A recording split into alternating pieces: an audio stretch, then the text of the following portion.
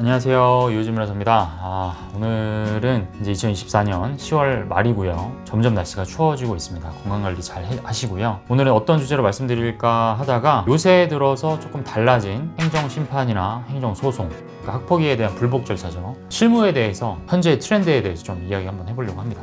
학폭위 결정에 대한 불복 방법에는 행정심판이랑 행정소송 딱 두 가지가 있습니다. 학교폭력 징계와 관련해서 불합리하다고 생각되는 피해자에 대한 보호조치 관련해서도 부당하다고 생각이 되면 행정심판이나 소송이 전부 다 가능합니다. 행정심판과 행정소송의 차이는 행정심판의 관할, 일단 교육청 행정심판위원회죠. 그다음에 행정소송 같은 경우에는 학교가 위치한 지역의 행정법원, 판사가 이제 판단을 하는 겁니다. 그래서 일단 행정심판과 행정소송 이제 둘 중에 어떤 거를 해야 될지 고민을 가장 많이 하실 텐데 장점과 단점을 제가 좀 말씀을 드려봅니다.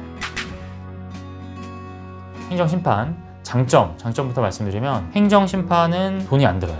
경제적으로 소요되는 비용이 전혀 없습니다. 그래서 행정소송 같은 경우에는 인지대라든지 통달료라든지 아니면 법원 보강금이라든지 여러 가지 사실조회 같은 거 해야 될 때 돈이 좀 들어가는데 행정심판에는 접수 시 돈이 전혀 들지 않습니다. 행정심판을 해서 우리의 청구가 기각될 수도 있죠. 상대방이 변호사를 선임했다 하더라도 소송 비용을 저희가 물어주지 않아도 됩니다. 아무런 비용을 지출을 할 필요가 없다. 또 행정심판 같은 경우에 좋은 게 뭐냐면 원칙적으로 서면심리주의입니다.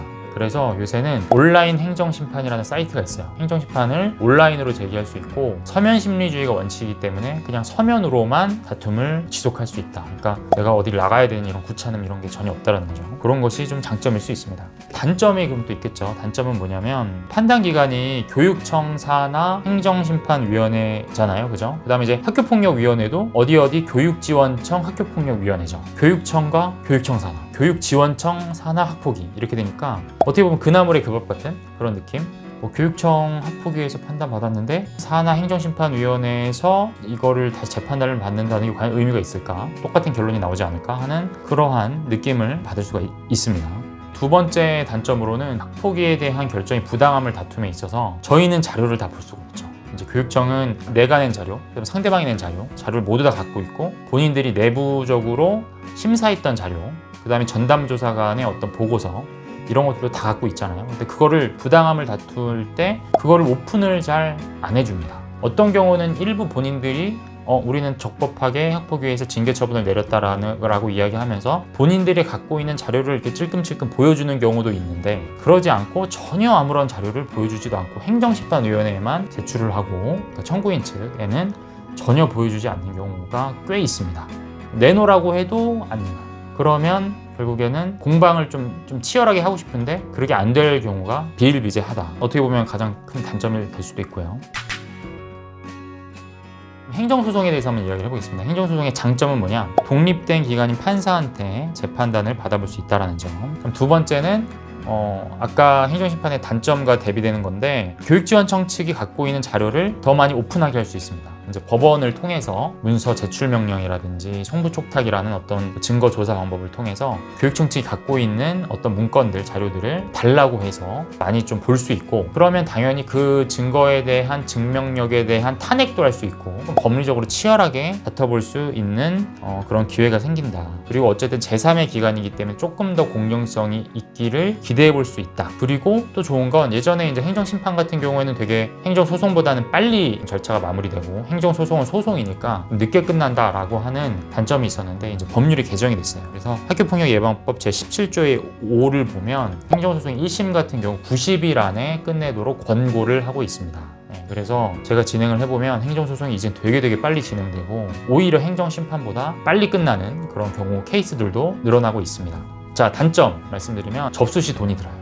인지대 송달료 이런 게 좀 들고요. 두 번째, 패소 시 교육청 측이 법률사무소 변호사한테 사건을 위임하는 경우가 있거든요. 그러면 그 위임할 때 돈이 들었을 거 아니에요? 그 수임료? 그거를 저희가 패소하면 원고 측이 물어줘야 될 수도 있습니다. 그래서 그 금액이 300~400만 원 수준으로 될 수도 있다. 그 다음에 이제 단점은 행정소송은 개인 사인이 진행하기가 너무 어렵습니다. 그래서 변호사 선임을 반드시 거의 해야 되니까 경제적으로 좀 부담이 될 수도 있겠죠. 변론 길 때마다 매번 나가야 돼요.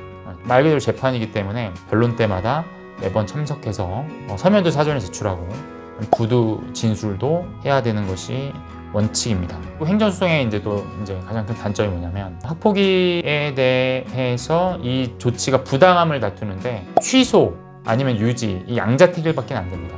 행정심판 같은 경우에는 조금 조치를 취소하고 이걸 좀 낮춰달라고 한다든지 가해자가 전학이 나왔어요. 근데 조금 낮춰달라고 이야기를 해서 학급 교체나 출석 정지를 내릴 수 있는 반면 행정소송 같은 경우에는 취소 아니면 유지입니다. 그러니까 부당하면 취소가 되는 거고 아니면 그냥 유지가 되는 거예요. 그럼 취소를 시키면 그대로 끝날 수도 있는데 학폭위를 다시 해야 될 수도 있습니다. 어쨌든 취소는 시킬 수 있지만 변경은 좀 어렵다라는 것이 행정소송의 단점입니다. 자, 그래서 제가 대략적인 말씀을 드리고 행정심판을 할 건지 소송을 할 건지 굉장히 좀 고민이 많이 되고 이거는 정말 변호사도 전후 사정 다 들어보고 회의록도 보고 원하는 게 뭔지도 물어보고 새로운 증거가 뭔지도 좀 파악을 해서 다시 알고 해서 결정을 정말 종합적으로 해야 됩니다. 근데 통상적으로는 행정심판을 보통 많이 합니다. 부담이 좀 덜하죠. 비용적으로도 그렇고 시간적으로도 그렇고 그렇게 저는 추천드리진 않습니다만 혼자 할 가능성도 있고 보통은 행정심판을 먼저 많이 하시고 그 다음에 안 되면 행정소송으로 가는 방법도 있습니다.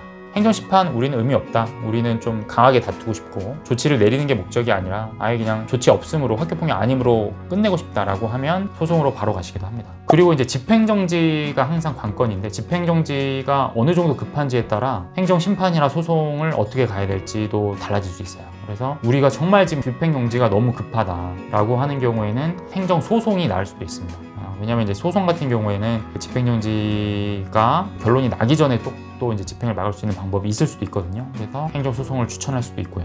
행정심판과 소송을 같이 할 수 있는 경우도 있습니다. 이런 것들은 좀 여러 가지 사안을 보고 판단을 해야 되기 때문에 전문가와 한번 상의를 해보시고 결정을 하셔라 라는 것을 저는 추천을 드리고요. 가장 합리적인 방안으로 제가 추천을 드립니다.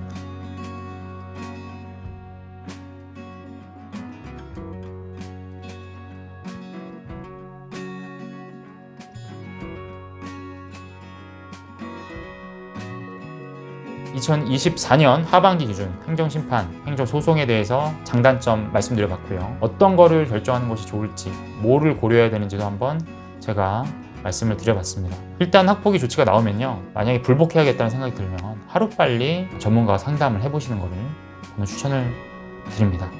만약에 궁금하신 거 있으시면 아래로 댓글 달아주시면 제가 바로 답변 드리도록 하겠습니다. 감사합니다.